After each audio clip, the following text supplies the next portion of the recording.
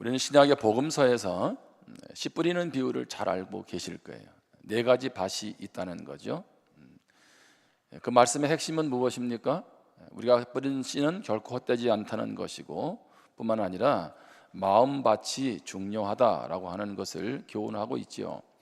제가 가깝게 이제 교제하는 목사님하고 대화를 나누다가 이 목사님이 전도사 시절에 있었던 이야기를 이렇게 해주더라고요. 이분 전도사님 이제 시절에 이제 신학교를 다니고 있는데, 신학교에서 외부에서 미국에 있는 목사님이, 한국 목사님이 오셔가지고 설교를 하시는 거예요. 씨 뿌리는 비유를 가지고 너무 은혜가 됐다는 거죠. 너무 은혜를 받고 참 감사했는데, 중요한 거는 한 주 사이에 이 설교를 4번을 들었다는 겁니다.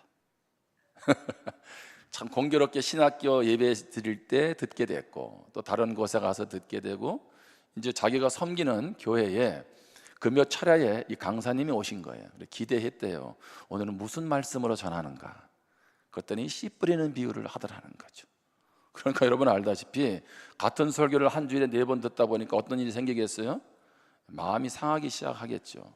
그래서 자기가 그랬다는 거예요. 이 목사님은 설교가 이거밖에 없나? 그런 생각을 하고 이렇게 열의를 받으려고 하는 찰나에 성령께서 한 방을 치신 거예요. 깨달음을 주시더라는 거죠.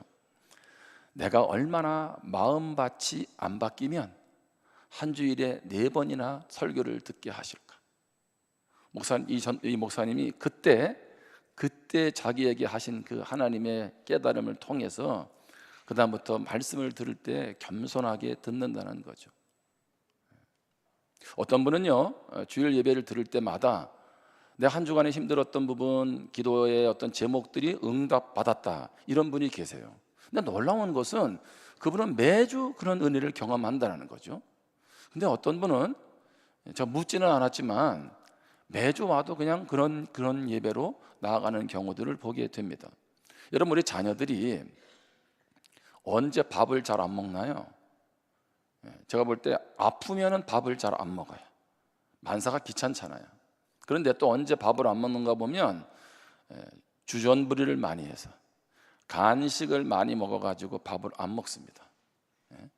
제가 요즘 왜 성도들의 마음에 어떤 말씀에 대한 갈망이나 그런 은혜들이 이전보다 못할까, 굳이 이런 표현을 쓰는 이유는 너무 간식을 많이 먹어요. 여기서 말하는 간식은 유튜브. 그거를 보지 말라는 얘기가 아니죠. 그것을 통해서 하나님 우리에게 은혜를 주세요. 근데 문제는 뭡니까? 너무 말씀을 머리로만 듣는다는 거죠. 그런 갈망함, 그리고 그것이 내 삶에서 이루어지는 거기에는 초점을 안 두고 계속 귀로만 듣고 은혜 받았다, 저분은 저게 문제다, 왜 말씀을 저렇게 하시지? 어느 순간에 판단하게 된다는 거죠. 저는 말씀을 전할 때, 또 이 예배를 드릴 때 설교자가 정말 중요하다고 생각합니다. 그 설교자도 최선을 다해서 하나님 말씀을 증거해야 돼요. 뿐만 아니라 말씀을 듣는 우리도 최선을 다해서, 여기서 말하는 최선은 갈망을 가지고 나아가야 됩니다. 그럴 때 하나님의 일하심, 역사하심을 보게 될 줄 믿습니다. 그래서 예수님이 말씀하시잖아요. 항상 말씀을 하실 때마다 끝에 이런 말씀을 하시죠. 들을 귀 있는 자는 들을지어다. 귀가 있는데도 불구하고 영적으로 닫혀서 제대로 듣지 못한다는 거죠. 여러분, 오늘 본문에 소경 바디메오, 우리 맹인 바디메오에 대한 얘기는 익숙하게 알고 있어요. 어릴 때부터. 제가 어릴 때 이 바디메오를 통해 불렀던 노래, 찬양도 기억합니다. 예전엔 그랬어요. 소경 바디메오 눈을 떴다네, 뭐 이렇게 불렀어요. 이게 얼마나 많이 들었겠어요. 예?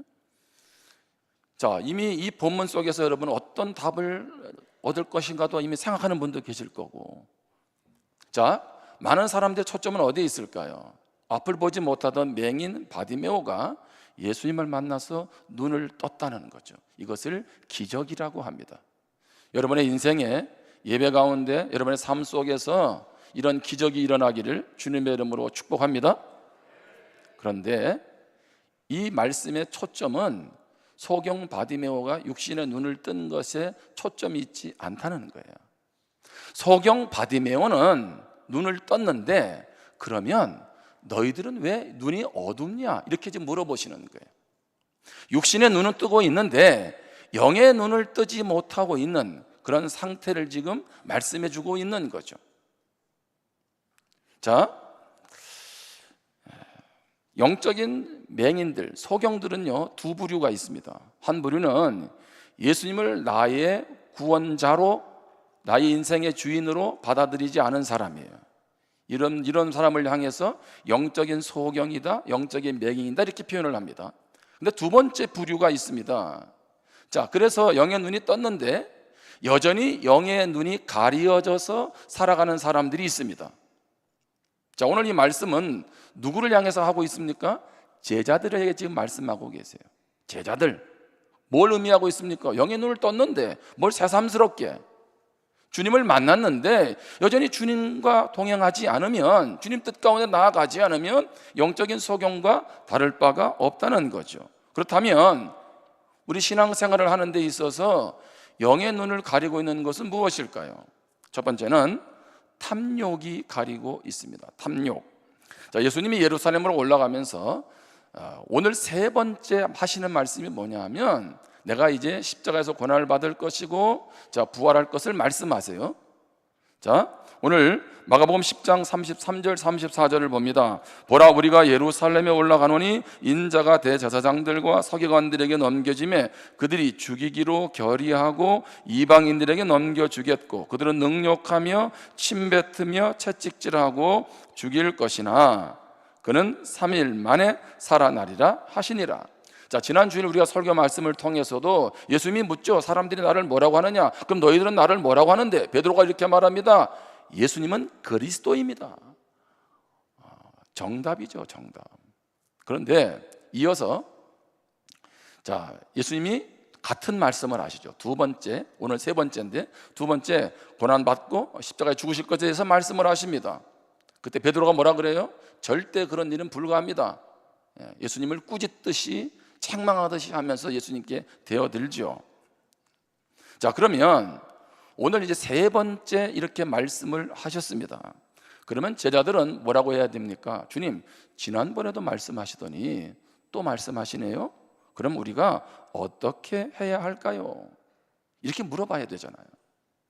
근데 오늘 말씀, 그 이어서 말씀을 보면 세베대 아들 야고보와 요한이 주님 나라가 임하면 하나는 오른편에, 이러면 형은 오른편, 뭐 동생은 왼편, 중요 요직에 앉혀달라고 이야기를 합니다. 자, 그 말을 들은 다른 10명의 제자들도 화가 납니다. 그들은 왜 화가 났을까요? 마가복음 10장 41절입니다. 10 제자가 듣고 야고보와 요한에 대하여 화를 내거늘. 자, 10 제자는 야, 예수님이, 우리 스승님이 지금 십자가의 길을 가는데 너희들 지금 무슨 철이 없이 그런 얘기를 하느냐?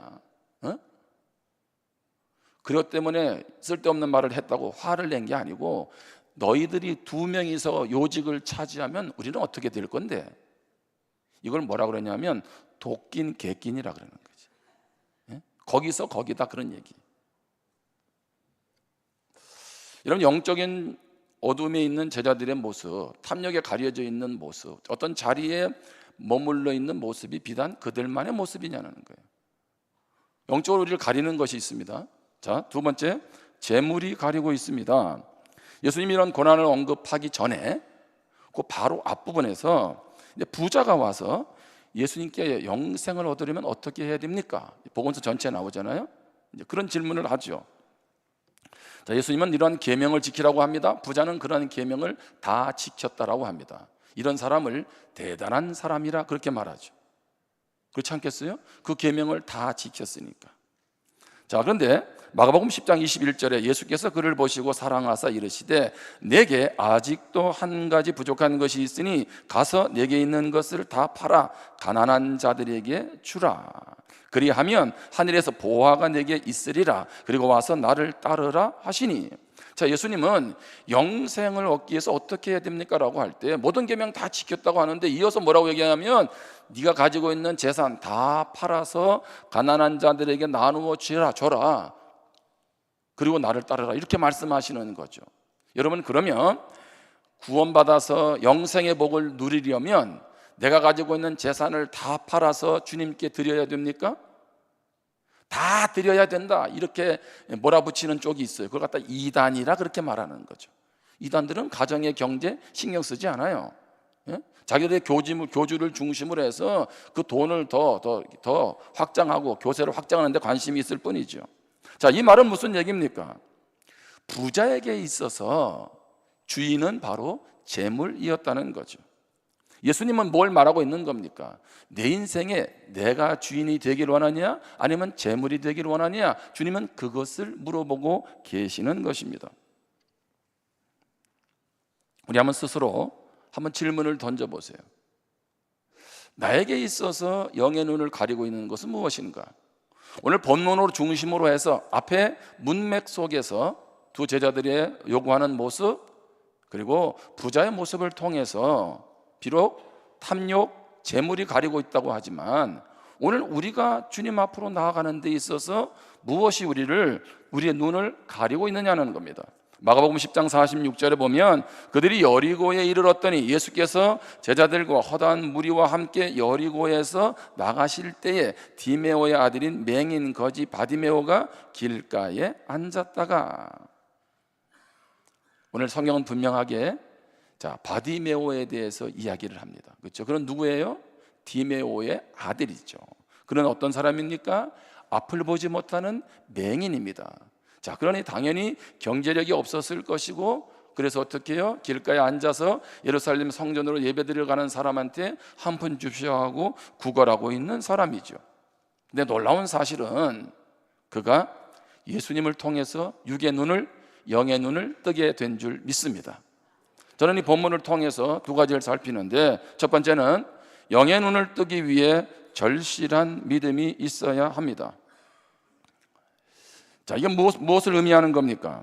자, 예수님이 이제 여리고를 떠나시려고 하죠. 다른 본문에서는 입성하실 때로 표현하지만 여기서 나가실 때라는 표현을 합니다. 자, 바디메오는 예수님이 지나간다는 소식을 들었습니다.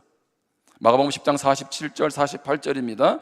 나사렛 예수시란 말을 듣고 소리질러 이르되 다윗의 자손 예수여 나를 불쌍히 여기소서 하거늘.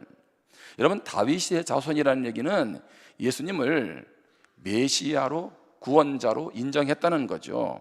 자, 나를 불쌍히 여기소서 하거늘 48절 많은 사람이 꾸짖어 잠잠하라 하되 그가 더욱 크게 소리질러 이르되 다윗의 자손이여 나를 불쌍히 여기소서 하는지라.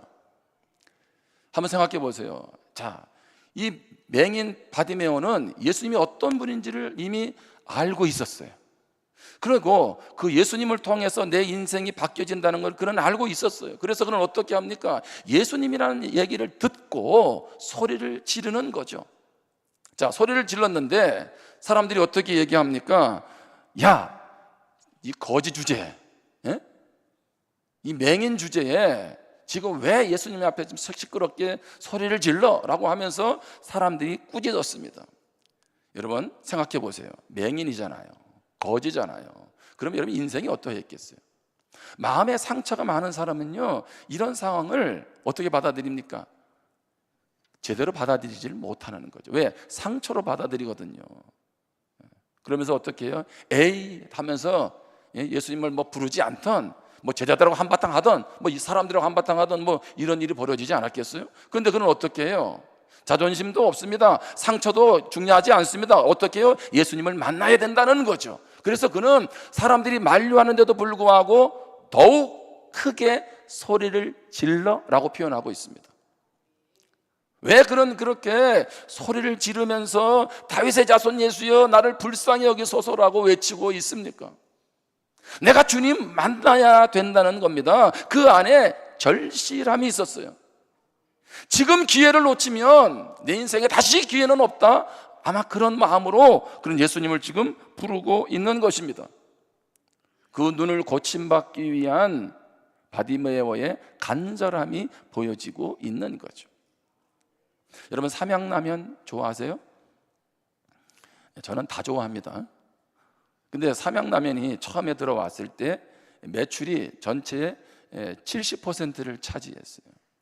근데 아무튼 거기 재료 문제, 뭐 우지 파동 때문에 한 6개월 동안 법정 싸움을 해서 무죄라고 이제 판정은 받았는데 매출이 10%로 급감을 했습니다. 여러분 생각해 보세요. 한 회사가 매출이 60%가 떨어져서 다시 회복시키는 건 쉽지 않잖아요. 자, 그러다 보니까 창업주가 며느리를 콜을 한 거예요. 김정수 현 부회장인데 그를 콜을 한 겁니다. 그런데 이 며느리가 들어와서 불닭 볶음면을 만들기 시작하면서 연 매출이 1조 원을 돌파한 거예요. 어마어마하죠. 자, 그런데 그러면 어떻게 사업에 한 번도 경험도 없는 그냥 집안일을 하던 며느리가 어떻게 이렇게 한 회사를 1조 원의 회사로 이끌어갈 수 있었을까요? 그녀는 1998년에 삼양라면에 입사를 합니다. 그녀가 이런 말을 했어요. 절박해서 아무것도 몰라서 그저 바닥부터 뛰면서 일했다. 회사를 살려야 된다는 그 절박함 때문에 아무것도 모르니까 처음부터 바닥부터 계속 살피면서 뛰면서 일했다는 거죠. 기울어져가는 회사를 다시 일으킬 수 있었던 원동력은 뭘까요? 그녀의 절박함이라는 거죠. 회사를 살려야 되겠다는 그녀의 절실함의 결과였다는 겁니다. 절박함은 성공의 자양분과 같습니다. 성공한 사람들은 그만큼 절실했다는 얘기죠. 절박하다는 것은 곧 턴어라운드의 시점이 왔다는 상황이기도 합니다. 절박한 그 순간이 새로운 변화의 시점이 될 수 있다는 거죠. 그래서 절박하면 사람들은 움직입니다.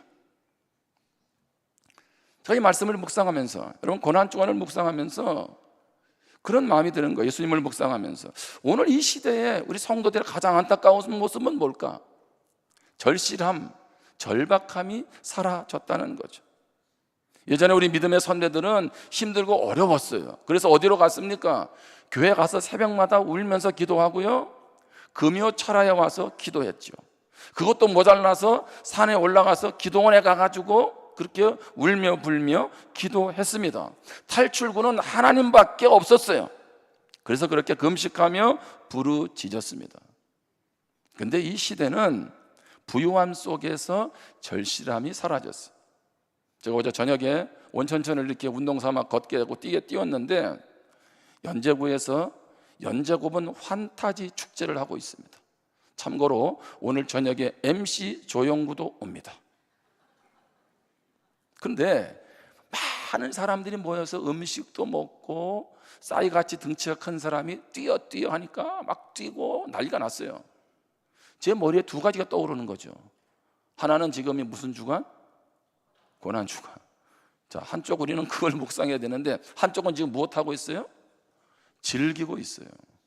내가 우리 성도들이 참 헷갈리겠다 그런 생각이 들어.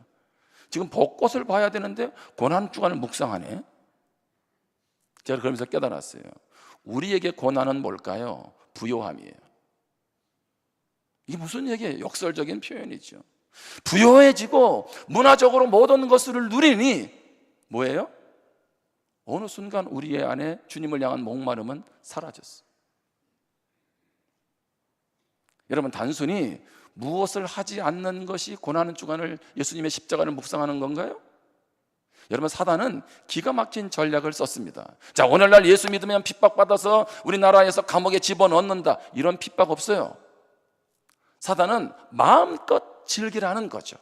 자, 경제도 이만큼 채워줄게, 자, 문화적인 컨텐츠도 이만큼 줄게, 유튜브 들어가서도 필요한 거 많이 마음껏 보고, 그러면서 어떻게 해요? 하나님을 향한 목마름은 사라져가고 있다는 거죠. 그래서 예수님의 그 산상교훈, 핵심적인 말씀 시작이 어떻게 합니까? 팔복의 시작이 마태복음 5장 3절에 보면 심령이 가난한 자는 복이 있나니 천국이 그들의 것이미요. 아멘.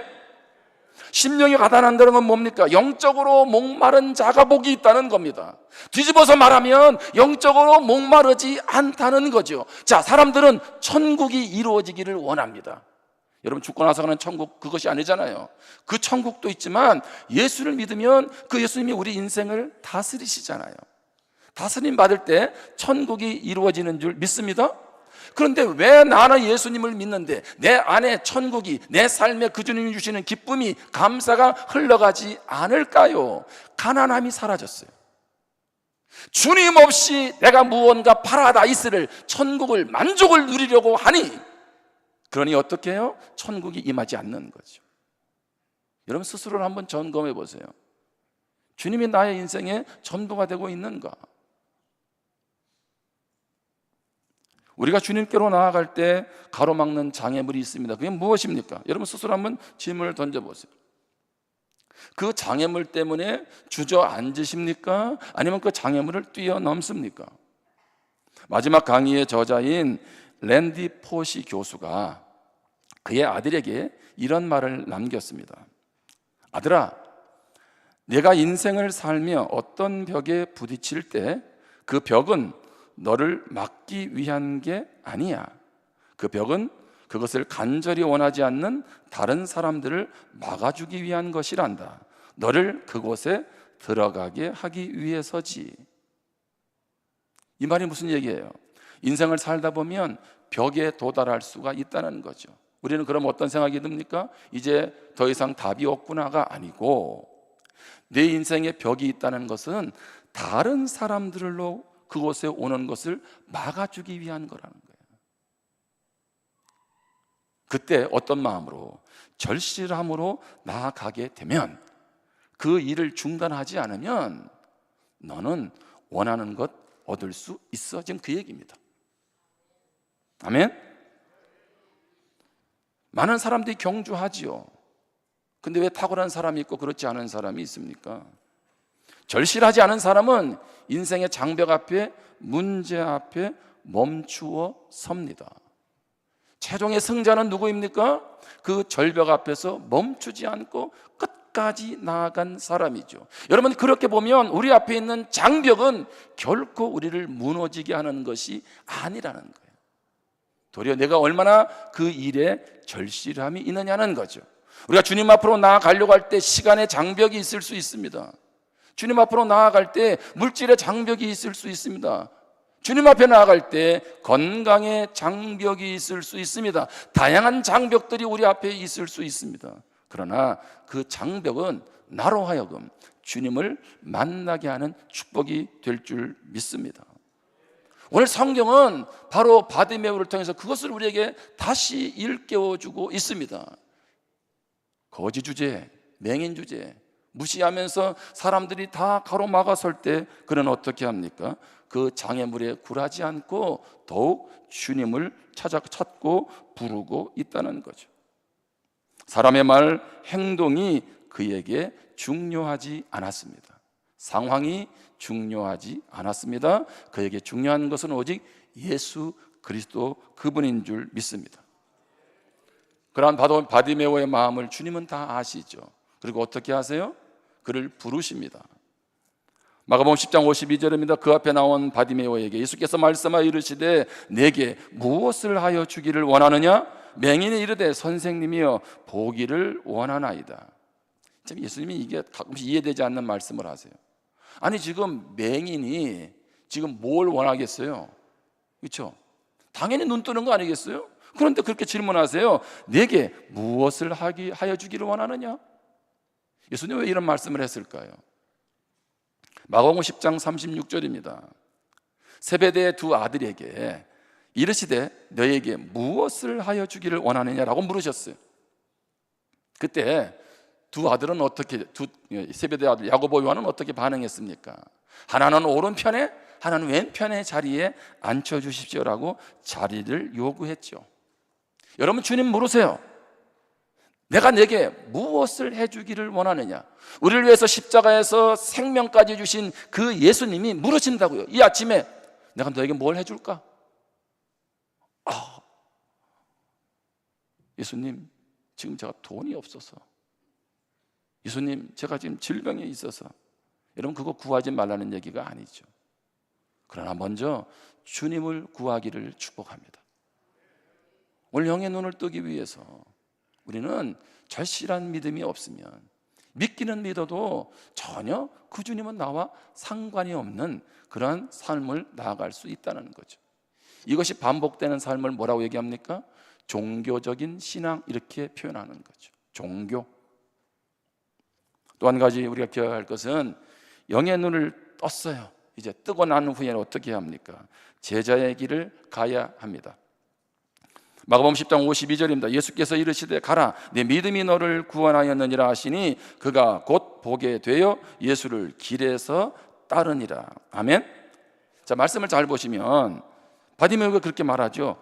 가라, 내 믿음이 너를 구원했다. 여기 구원했다는 얘기는 육체적으로 눈을 뜨게 하시는 것뿐만 아니라 죄에서 자유함을 얻을 때 쓰는 표현입니다. 이 같이 맞물려 있는 거예요.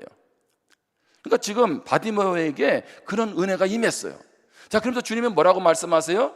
자, 내가 너를 고쳐줄게. 그러니 너는 나를 따르라. 이렇게 말씀 안 했어요. 가라, 가라. 이렇게 말씀하세요.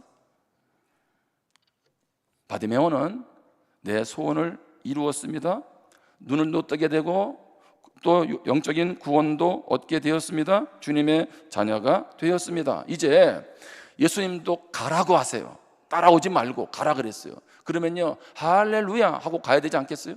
그동안 내가 앞을 보지 못하면서 얼마나 힘들고 어려웠겠어요. 그러면 그동안 많은 것들을 누리고 싶어서 그는 어떻게 해요? 행동할 수 있잖아요. 여러분, 앞을 보지 못하는 사람의 아픔을 아십니까? 여러분, 헬렌 켈러가 그렇게 얘기했잖아요. 나에게 사흘만 볼 수 있다면 하고 싶은 게 있다는 얘기를 하잖아요.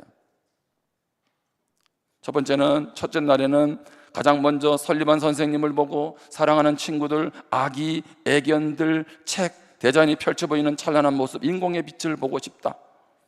자기를 가르쳐준 설리반 선생님 얼굴 보고 싶다는 거죠. 강아지도 보고 싶다는 거죠. 여러분, 강아지 보면서 감사하세요? 둘째 날에는 밤이 낮으로 변하는 기적을 보고 박물관과 미술관에서 과거와 현재 세계의 흔적을 찾아보고 저녁에는 극장이나 영화관에서 보낼 것이다. 무슨 얘기입니까? 와, 여러분은 지금 밤이 지나서 새벽이 오는 것을 기적이라고 여기세요? 근데 앞을 보지 못하는 헬렌 켈러는 밤이 낮으로 변하는 그 기적을 보고 싶다는 거예요. 여러분, 부산에서 또는 외지에 가면 박물관 가고 싶으세요? 맛집 가고 싶으세요? 예?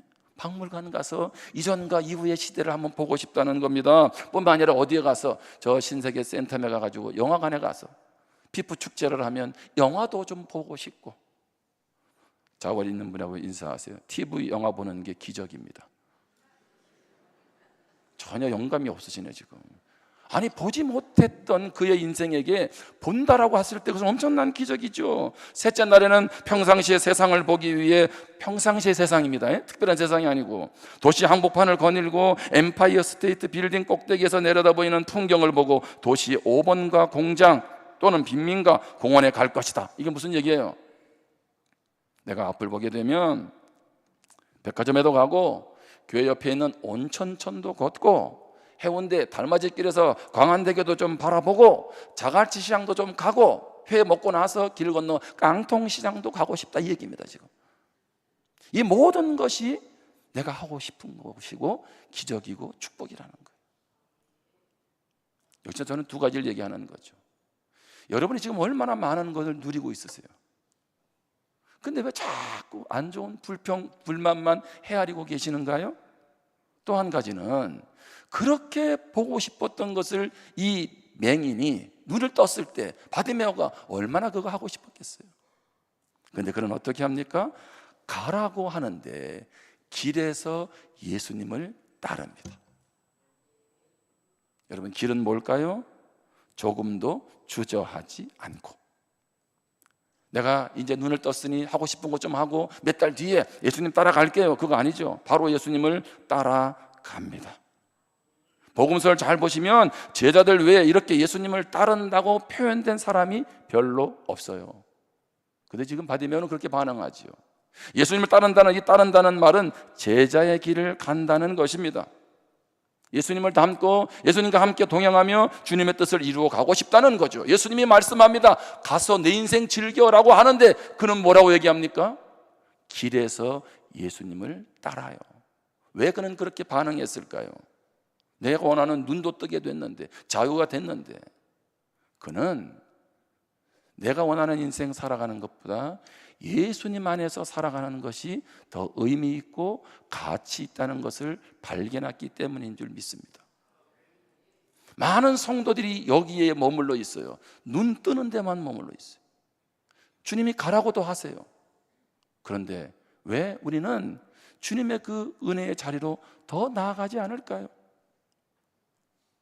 주님은 고난주간에 우리를 향해서 더 그런 모습을 안타까워 하실 것입니다.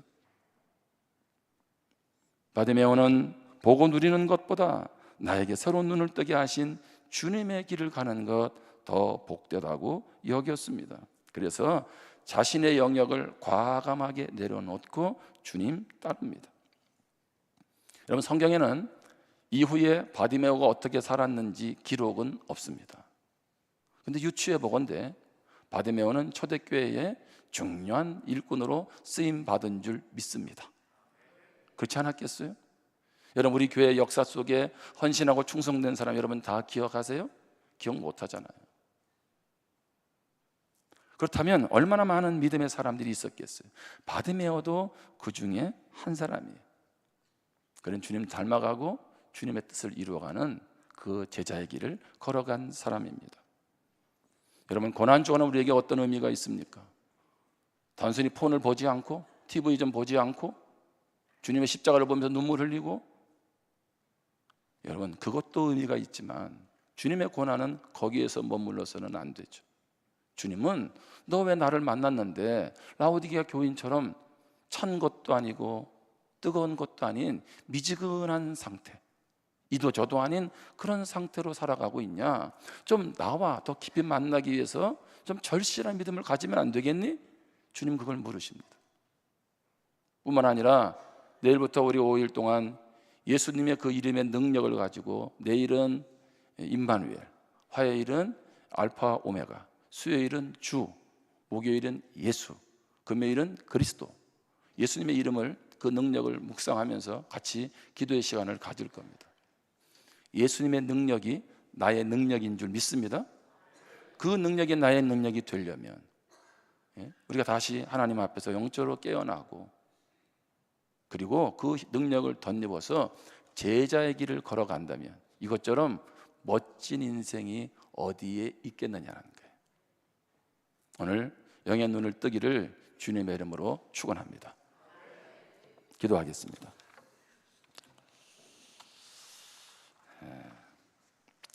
오늘 주신 말씀을 우리 한번 마음 가운데 한번 새기면서 우리 한 1, 2분 정도만 결단하면서 기도할 수 있기를 바랍니다.